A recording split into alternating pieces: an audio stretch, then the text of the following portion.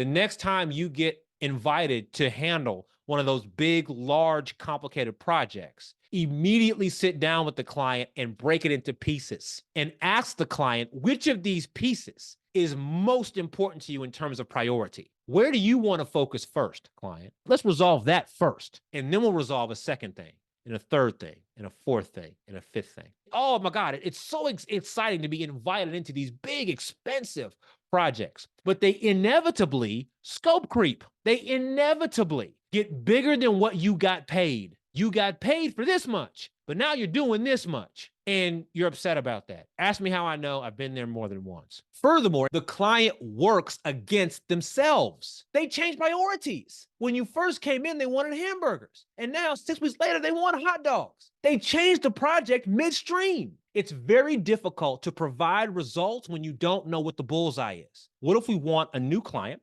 that we haven't had, but would be more profitable? Is there any difference on how to find or define the avatar? The idea behind the avatar is to identify a person. So Jorge, in short, does marketing services in a B2B environment. Your avatar is a director of marketing, VP of marketing. He's a marketing specialist, CMO at a given company. So the first thing we have to do is I offer services to title in location. I offer marketing services to a certain type of marketing professional, whatever their title is, in location, wherever you live, right?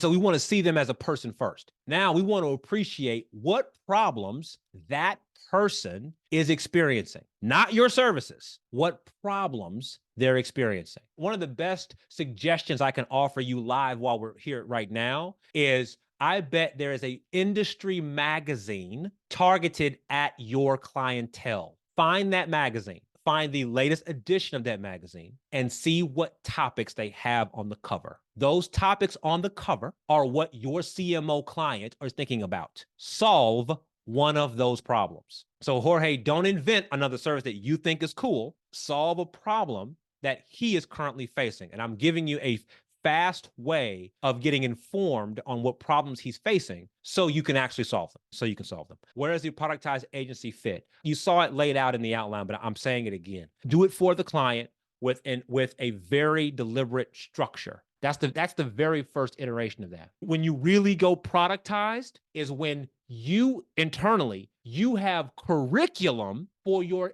internal team. So now as you're hiring people to help you execute this complicated service, you have video walkthroughs for them. You have templates for them. You have checklists or worksheets or what have you for your team members. So now it's no longer about Jorge doing all the pieces. Now, if you hire a freelancer, if you hire a vendor to do a certain part, you give them instructions on exactly what you expect inside their part. That's where you really go productized. But to do that, you have to have a curriculum already built. People internally have to have very clear instructions on what to do at each step. And it's hard to know what those instructions are if you haven't done that work in its entirety yourself. If the expectation for result changes, how are you supposed to flow with that? You can't. It's a bad deal, and it makes you look bad. You end up being the one who bears the cost because they don't accept blame for changing scope of the project. The client blames you for not responding fast enough, for not keeping up to speed, et cetera, et cetera. Ask me how I know. So the point of view that I'm offering you very loudly here is to get control of that project right up front. Be hyper clear about what is inside the box, what is not inside the box. And whatever's in the box,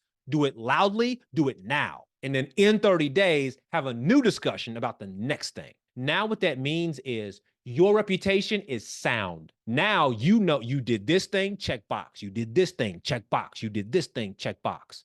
And that becomes the legacy or reputation you leave with your client base. I fix things. Things get done on my watch. Now you can change the rules all you want later, but what you will say and agree to and sign to and pay for is the delivery of projects, is the completion of tasks, is the solution to problems. And I'm trying to offer you a way of thinking that allows you to not only communicate that way, but operate that way.